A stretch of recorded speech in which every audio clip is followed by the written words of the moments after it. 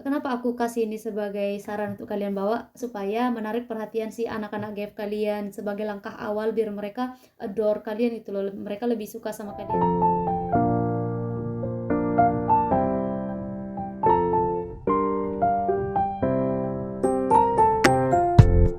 Halo teman-teman, so you get my face on your screen again. So kali ini aku mau bahas sama kalian apa saja sih barang-barang yang perlu kalian bawa sebelum pergi ke Jerman.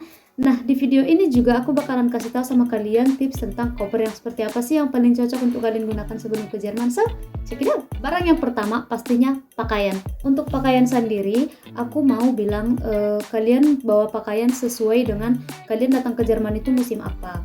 Nah, aku kemarin datang ke Jerman itu lagi baru selesai musim salju ke musim Frühling. Jadi, aku bawa pakaian yang lebih tebal-tebal dan ya kebanyakan cuma baju-baju dingin dan sedikit sekali yang baju untuk summer, karena baju dari Indo udah pasti digunakan pas summer kalau misalnya di Jerman karena baju kita itu sebenarnya bahannya dikhususkan untuk summer sepertinya. So, untuk pakaian sendiri aku juga nyaranin kalian bawa banyak kaos kaki dari Indo.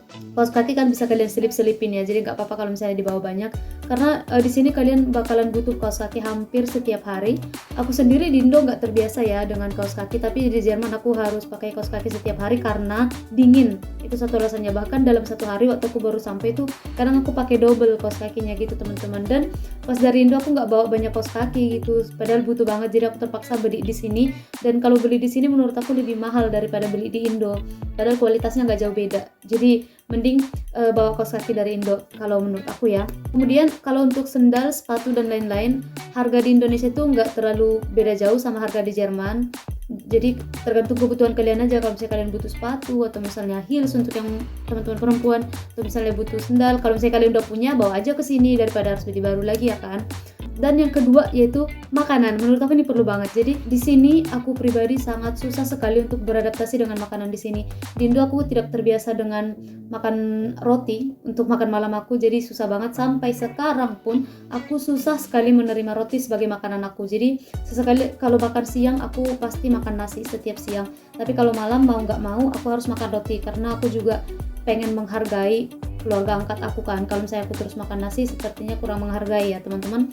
Dan aku saranin kalian bawa bumbu-bumbu instan. Kan di supermarket kan banyak ya bumbu-bumbu instan, kayak bumbu instan soto atau misalnya gulai dan lain-lain, supaya nanti kalian sampai di sini kalian boleh masak, karena mencari bumbu alami yang untuk kalian olah sendiri di sini susah banget dan pastinya mahal. Karena aku pernah beli dan mahal. Jadi lebih baik kalian bawa bumbu instan yang dari Indo, kayak bambu, dan ya kalian tahu merek bambu kan. Jadi bawa aja dari sana. Bahkan kalian tahu 2 bulan di sini mamaku kirimin masako dari Indo karena aku suka banget masak pakai micin ya. And bawa Indomie juga penyelamat kalian. Aku sebulan pertama di sini aku selalu makan Indomie karena aku tidak menemukan makanan yang sesuai dengan selera lidah aku di Jerman. Jadi aku selalu masak Indomie pertama-tama. Dan aku juga punya teman pulang ke Indo, aku selalu nitipin Indomie, atau yang mau datang ke sini aku titipin Indomie juga kayak gitu, karena memang di sini susah banget cari makanan yang pas di lidah orang Indo kayak gitu teman-teman. Jadi bawa makanan, bawa bumbu-bumbu instan untuk persediaan kalian di awal-awal sembari kalian menyesuaikan diri dengan makanan di sini. Kalau misalnya sarapan pagi, dulu di Indo aku juga udah sesekali sarapan pakai sereal, jadi di sini tidak terlalu masalah. Malah menurut aku sereal di sini lebih enak karena mungkin itu udah kebiasaan mereka ya. Jadi di sini diolah lebih enak menurut aku serealnya. Oke. Yang ketiga adalah skincare dan kebutuhan-kebutuhan kalian sehari-hari. Jadi pas kalian mau datang ke sini, aku saranin sih bawa skincare, lotion, pokoknya untuk persiapan kalian pertama nyampe di sini. Karena hari pertama kalau kalian harus langsung lagi ke supermarket cari sabun, cari sampo, menurut aku ribet.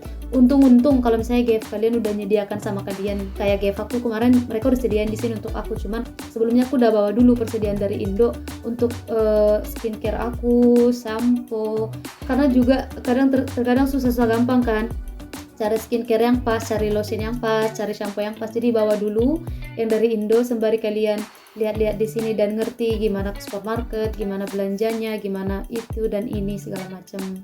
Next yaitu adalah bawa oleh-oleh untuk GF kalian. Kenapa aku kasih ini sebagai saran untuk kalian bawa, supaya menarik perhatian si anak-anak GF kalian sebagai langkah awal biar mereka adore kalian itu loh, mereka lebih suka sama kalian. Jadi kemarin itu karena anak GF aku kan 4 ya, jadi aku bawa coki-coki 2 kotak, aku juga bawa Yupi 2 bungkus, dan mereka suka banget coki-coki, bahkan GF aku suka coki-coki teman-teman. Jadi kami tuh setiap selesai makan malam kami bagi satu-satu coki-coki.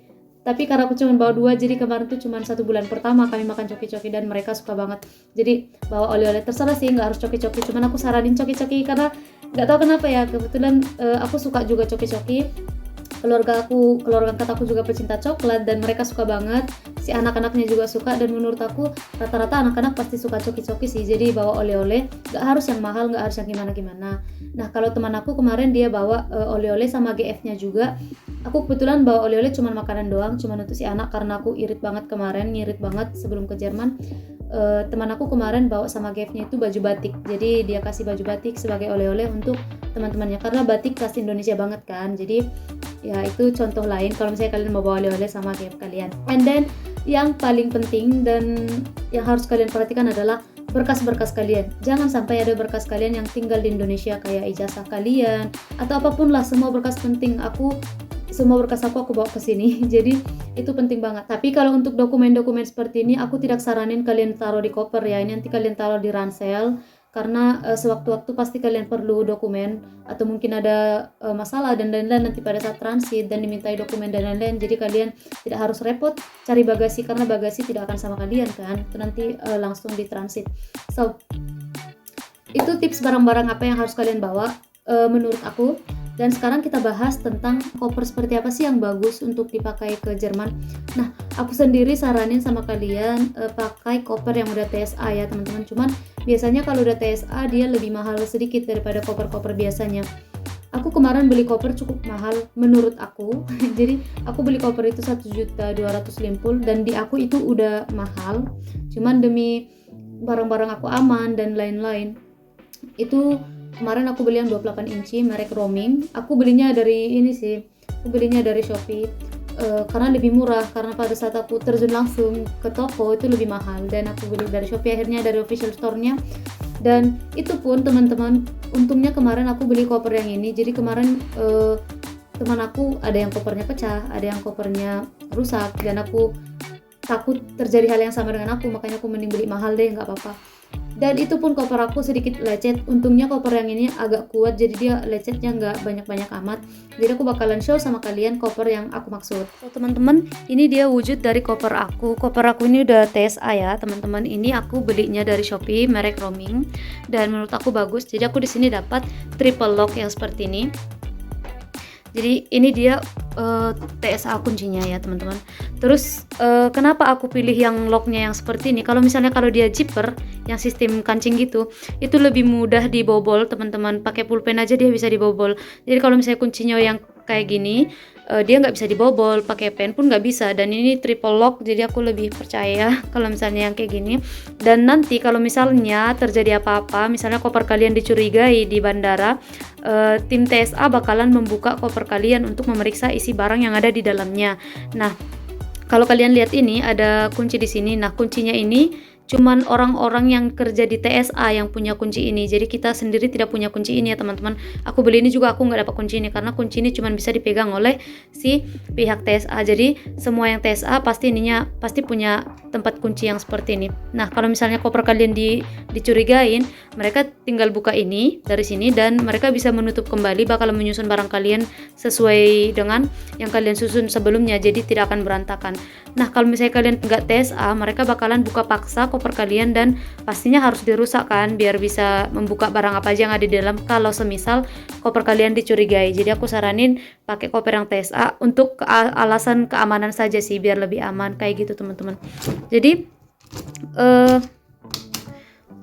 dan ini juga kalau misalnya koper yang seperti ini menurut aku lebih aman dan muatannya juga lebih banyak teman-teman gitu sih. Nah, so biar barang kalian lebih aman dan biar kalian juga lebih nyaman, aku saranin kalian pakai koper yang TSA. Tidak harus yang mahal-mahal banget, pokoknya TSA sesuai kebutuhan kalian juga. Kalau misalnya kalian cukup dengan 26 inci, ya kalian beli yang 26 inci saja kayak gitu teman-teman. Dan ini pun kemarin koper aku ada lecetnya di sini. Kalian lihat lecet guys. Kalau misalnya tadi ini adalah koper yang lain, bisa aja ini udah pecah kayak koper teman aku. Jadi aku saranin pakai yang TSA teman-teman, dan gak apa-apa lah sedikit lebih mahal. Yang penting kan barang kalian aman. So, yaps. Nah, itu dia tadi tentang koper, dan sekarang aku mau kasih tips sama kalian kalau misalnya kalian berangkat di musim dingin. Nah, kalau misalnya kalian berangkat di musim dingin, otomatis kalian bakal bawa baju-baju yang tebel dan itu bakal memakan tempat banget kan.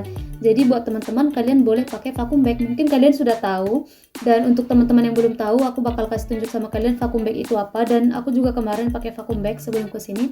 Nah, teman-teman, kemarin aku beli vacuum bag dari Shopee juga, jadi nggak mahal. Aku beli ini contoh vacuum bagnya, dan ini penyedot udaranya biar nanti udara yang ada di dalam tuh disedot teman-teman. Jadi barang kalian bisa lebih kecil, lebih kempes, dan kalian boleh membawa lebih banyak lagi barangnya. Oke, dan di sini aku udah bawa bantal aku. Ini bantal ya teman-teman. Jadi aku bakalan vakum ini bantal, kalian lihat besar banget kan. Jadi aku bakal masukin bantal ini ke dalam vacuum bag aku, dan aku bakalan vakum supaya aku nunjukin sama kalian bahwasannya nih berguna banget. Oke, sebentar.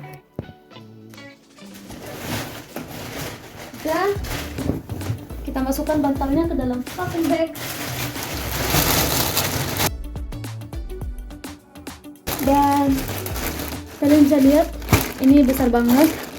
Sekarang kita vakum. Jadi ibaratkan ini adalah barang-barang yang akan kalian bawa nanti.